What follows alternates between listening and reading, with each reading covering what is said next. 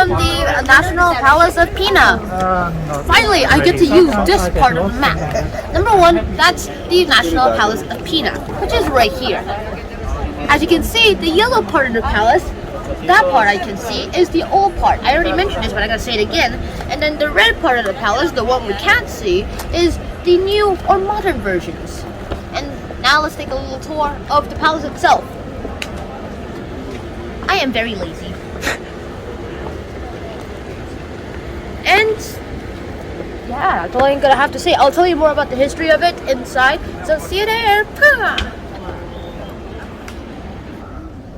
And that's the modern version, the modern part of the palace.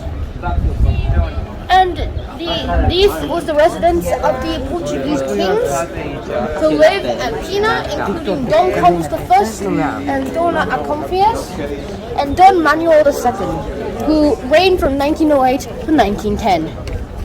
And that's all I can say for now. I'll tell you more inside. Come on, I'm ready.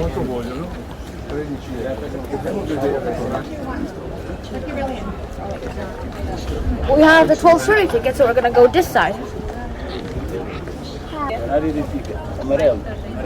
And 12:30 line, here we are. We just crossed it.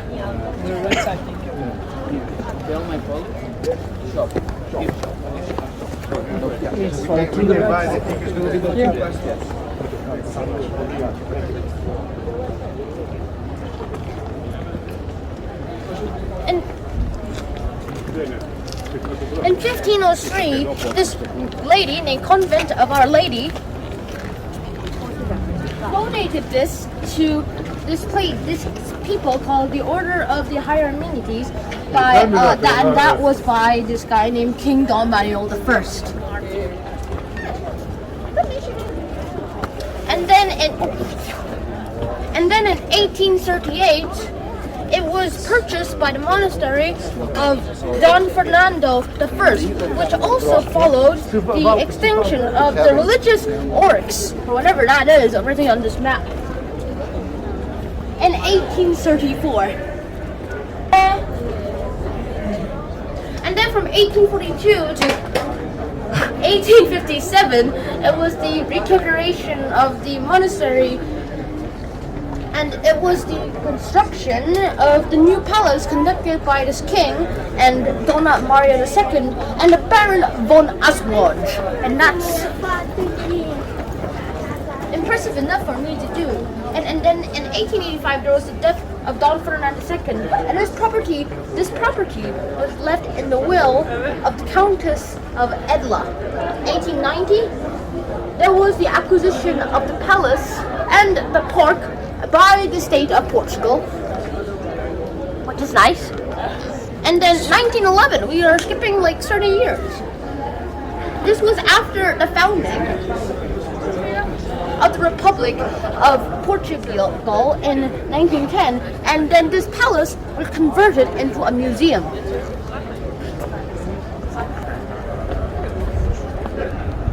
More history later.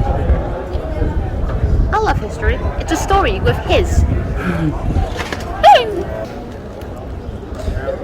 And then it's the 12th century, where the chapel was dedicated to this woman named Our Lady of Pena from the medieval times. And 12th century, 1230, yeah. And then in 1503, it was the convent of the same lady called Our Lady of Pena, who has donated this to the Order of Higher Amenities by this king named Don Manuel I. In 1838, hang on, tickets first. 1838, it was purchased by the monastery of Don Ferdinand I. And here we are. To 1910, and then finally, skipping 80 years and 40 years of history, 1995. It became a UNESCO World Heritage Site in 1995, which is very recent. And finally, last 2 points of history, 2007. It was the Papuas de SINTRA, Monte da Lua SA, whoever that is, took over the running of the palace.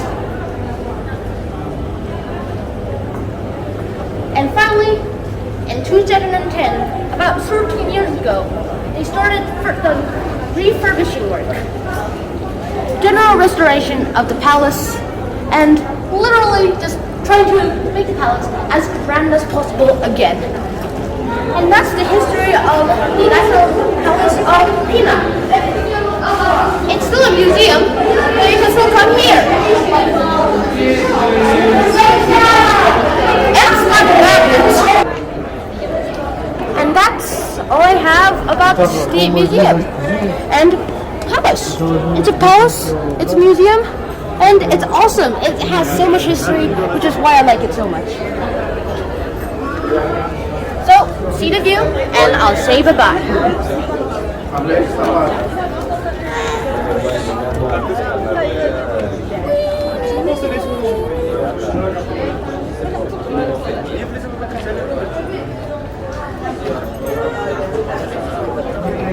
Bye guys!